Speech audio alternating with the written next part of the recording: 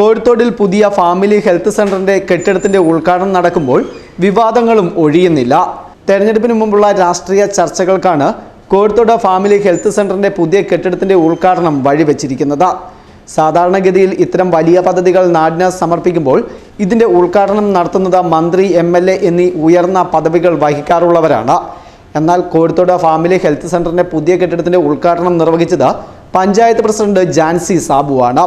September 15 ചേർന്ന യോഗത്തിൽ മന്ത്രി വീണ ജോർജിനെ കൊണ്ട് പുതിയ കെട്ടിടത്തിന്റെ ഉദ്ഘാടനം നടത്തിക്കുവാനായിരുന്നു തീരുമാനം എടുത്തിരുന്നത്.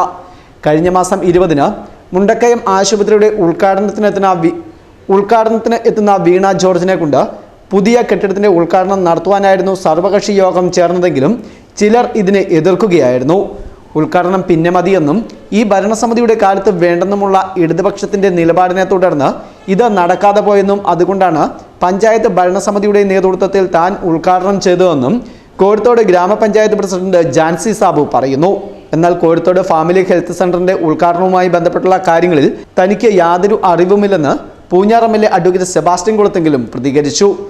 ഇതോടെ കോഴിത്തോടിൽ ഫാമിലി ഹെൽത്ത് സെന്ററിന്റെ ഉദ്ഘാടനം വലിയ രാഷ്ട്രീയ ചർച്ചകൾക്കാണ് വഴിവെച്ചിരിക്കുന്നത്. Festoon news, Mundakayam.